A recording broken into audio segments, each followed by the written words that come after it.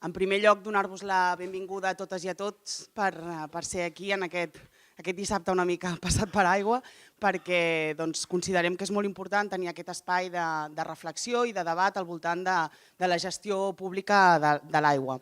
També deixeu-me que faci agraïments especialment a la Fundació Nous Horitzons i també a la Fundació dels Verds Europeus per poder organitzar aquestes jornades i comptar amb tots els ponents que participaran al llarg del matí.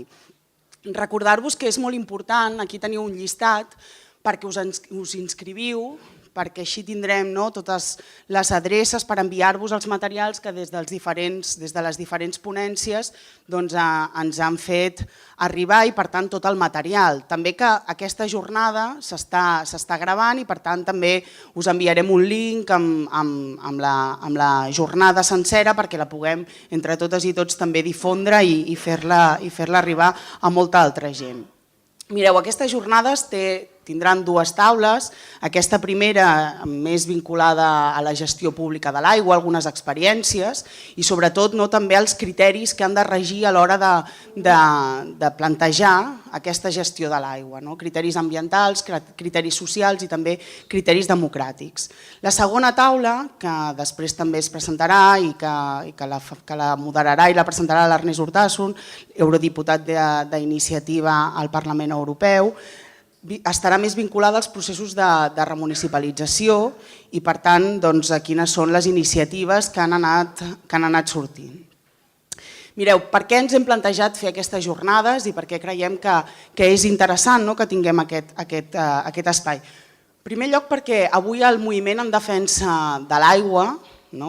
l'aigua com un bé públic, com un dret humà, està creixent a tot el món i especialment també a casa nostra, a moltes de les ciutats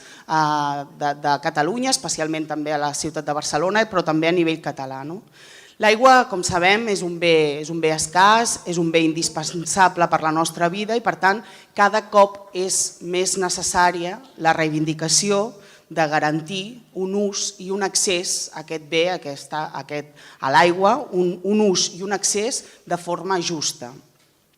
Això vol dir principalment que hem de defugir de la lògica mercantilista, que l'usa i que el converteix la gestió de l'aigua en un negoci específicament, un negoci que a més sabem que queda en mans de molt poques persones, de molt poques empreses en concret, i que això normalment passa, per tant, quan aquest bé es gestiona o es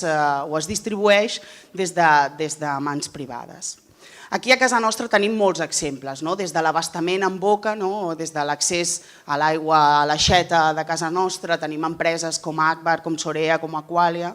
que demostren això, també en el que és l'abastament en alta,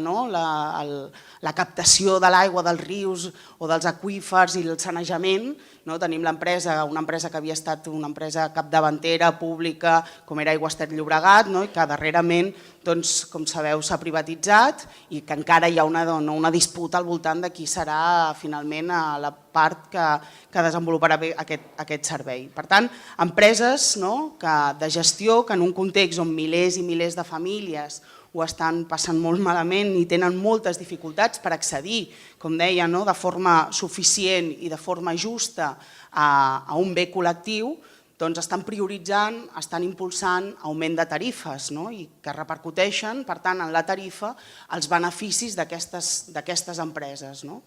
Mireu, perquè tingueu una dada, jo soc consellera a l'àrea metropolitana i allà passen moltes de les tarifes, s'aproven moltes de les tarifes que aquestes empreses repercuteixen als seus usuaris, que ens repercuteixen a totes i a tots. Doncs penseu que la majoria d'aquestes empreses que distribueixen l'aigua en tota l'àrea metropolitana de Barcelona en 2 anys han incrementat les tarifes un 50%, entre un 45 i un 60, però una mitja d'un 50% en 2 anys. Per tant, en un context, com deia, que sabem que el 2011 hi havia més de 60.000 famílies a tota l'àrea metropolitana que no tenien accés a l'aigua, que havien patit talls de subministrament. Darrerament el president, per exemple, d'Aigües de Barcelona va posar de manifest que avui a la ciutat de Barcelona hi havia gairebé entre 15.000, 13.000 i 15.000 persones també que patien aquests talls de subministrament i per tant aquesta reflexió al voltant de quin és el preu just que estem pagant per un bé que com deia és un bé col·lectiu i un dret humà. Per tant,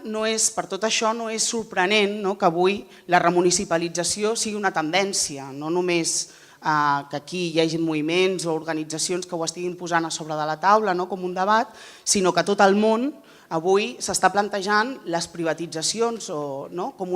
s'està plantejant la reversió de totes aquestes privatitzacions en relació a la gestió de l'aigua. Per tant, la remunicipalització seria com la transferència dels serveis d'aigua des de companyies privades a aquelles autoritats o administracions públiques. Per tant, la recuperació amb criteris públics de la gestió de tot plegat.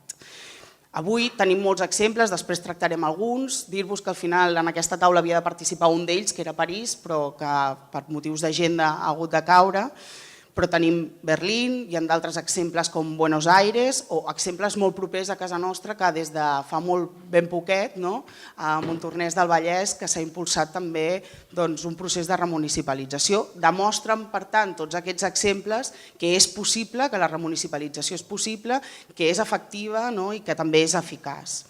Processos, com deia, que en gran part deriven de fracassos de privatització, de processos de restricció de l'accés o de mercadejar d'alguna forma amb un dret humà i que per tant han creat una massa crítica a nivell ciutadà i també social que ha reivindicat aquests processos. Per tant, jo crec que avui al llarg de la jornada tindrem l'ocasió d'anar debatent sobre aquestes qüestions. És possible? Com ho podem fer? Com ho han fet en altres llocs? Amb qui fer-ho? Des d'on hem de partir? Amb qui hem de partir per construir aquests processos i per tant posar llum amb exemples de casa nostra, també de la Unió Europea, que han impulsat, que s'estan plantejant impulsar o d'altres, com el que començarem també en aquesta taula, que sempre han tingut i sempre han defensat la gestió pública de l'aigua.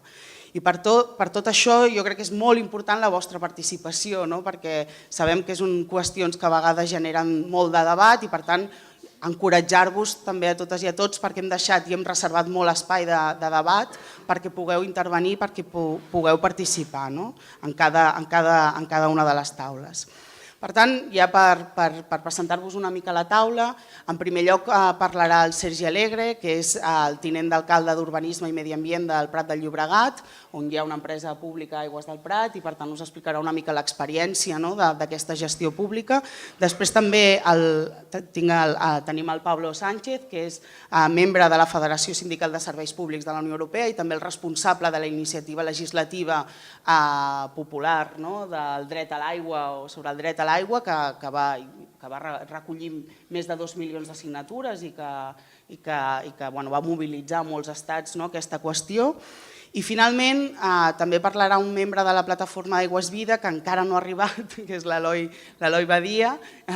però que suposem que en el transcurs de la taula s'afegirà i si no, com hi ha altres membres també de la plataforma Aigües Vida, intentarem que algú si no el substitueixi.